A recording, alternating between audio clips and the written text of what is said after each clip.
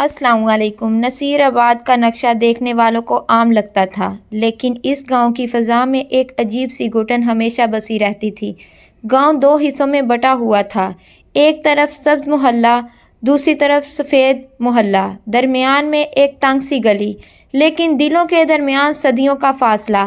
سبز محلے کی مسجد میں اذان کی آواز الگ لگتی تھی اور سفید محلے کی مسجد میں خاموشی کا رنگ الگ لگتا تھا۔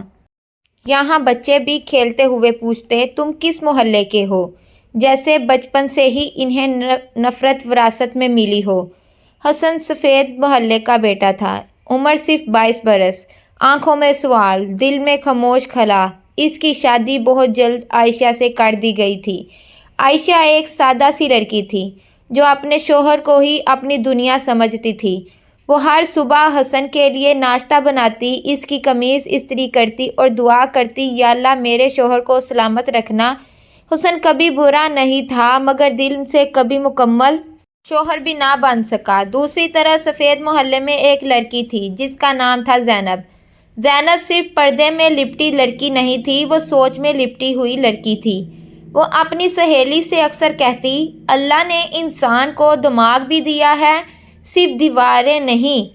ایک دن کالج کے راستے وہ تنگ گلی جسے دونوں محلے ناپاک سمجھتے تھے، اسی گلی میں حسن اور زینب پہلی بار آمنے سامنے آئے۔ نہ بات ہوئی، نہ تعارف، بس ایک لمحہ اور ایک نظر جو معمولی نہیں تھی۔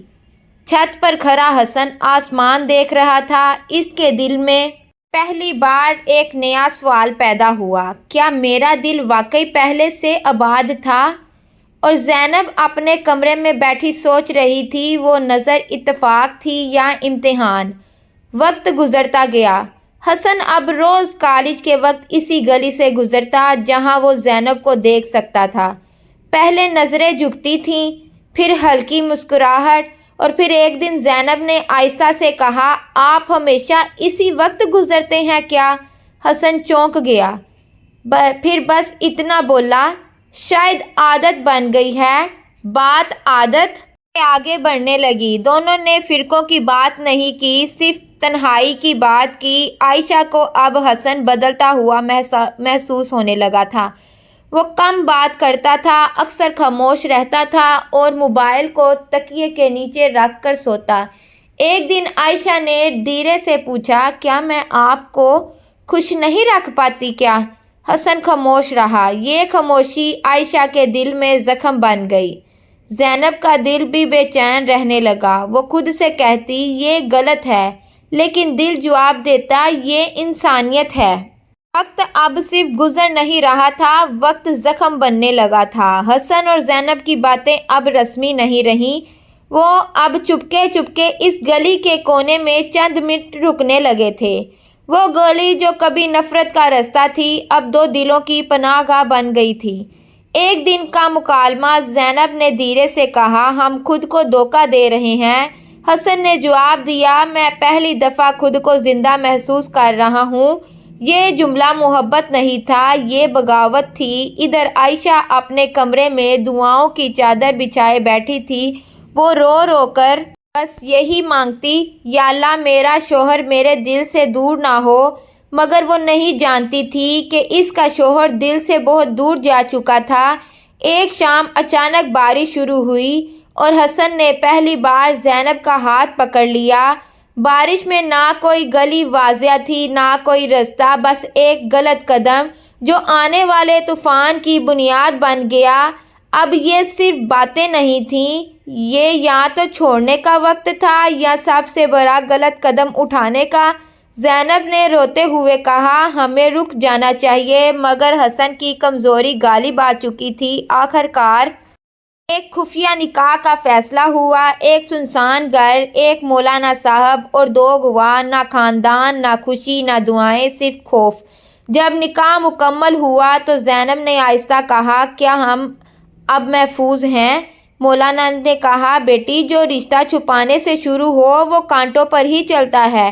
اسی رات عائشہ نے حسن کو سوتے ہوئے دیکھا اور پہلی بار اس کے سینے پر ہاتھ رکھ کر سوچا، یہ دل اب میرا نہیں رہا۔ عائشہ کا دل اب سچ کی آہٹ سننے لگا تھا۔ حسن دیر سے آتا، گھبراہٹ سے بات کرتا اور نظریں چرا لیتا، لیکن عائشہ نے شور نہیں مچایا۔ اس نے سوچا شاید میں ہی کم ہوں۔ وہ پہلے سے زیادہ خدمت کرنے لگی، زیادہ دعا کرنے لگی اور خود کو کم سمجھنے لگی۔ یہ وہ مرحلہ تھا جہاں عورت خود ٹوٹتی ہے اور قصور خود پر ڈالتی ہے۔ ایک دن عائشہ نے حسن کا موبائل اٹھایا اور اسکرین پر لکھا دیکھا، میں تمہارا انتظار کر رہی ہوں۔ اس کا ہاتھ کانپ گیا اور زمین اس کے قدموں کے نیچے ہل گئی۔ اب خاموشی ٹوٹنے والی تھی۔ عائشہ نے حسن کا پیچھا کیا۔ وہ اس گلی میں گیا جہاں زینب پہلے سے موجود تھی۔ عائشہ نے سب کچھ اپنی آنکھوں سے دیکھا، باتیں، نظریں اور وہ لمس جو صرف شوہر کا حق تھا۔ یہ وہ لمحہ تھا جب عائشہ کے اندر کچھ مر گیا اور کچھ جاگ گیا۔ وہ وہاں سے روتی نہیں گئی، وہ خاموش گئی۔ یہ سب سے خطرناک حالت تھی۔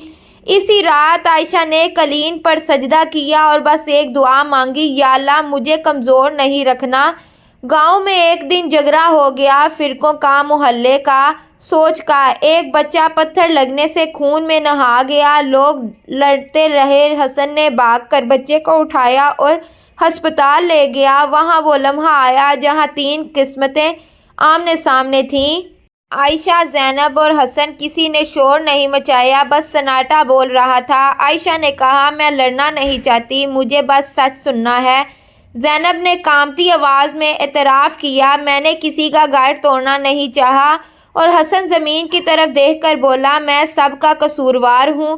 اب چھپانے کو کچھ نہیں رہا تھا، سچ گاؤں بھر میں پھیل گیا۔ لوگوں نے حسن کو طعنے دیے، زینب کو برا کہا اور عائشہ پر ترس کھایا۔ حسن کے سامنے دو راستے تھے، مزید جھوٹ یا سچ کا درد۔ اس نے سچ کا راستہ چنا۔ اس نے سب کے سامنے اعتراف کیا۔ عائشہ کا فیصلہ، وہ طلاق لینے والے کاغذات تک پہنچی، مگر پھر رک گئی اور کہا، میں بد دعا نہیں دوں گی، لیکن میں خاموش بھی نہیں رہوں گی۔ زینب نے کہا، رشتہ چھپا کر نہیں، سچ سے بنتا ہے۔ وہ اپنے حق کے لیے کھڑی ہوئی، مگر کسی کا حق چھیننے پر راضی نہ ہوئی۔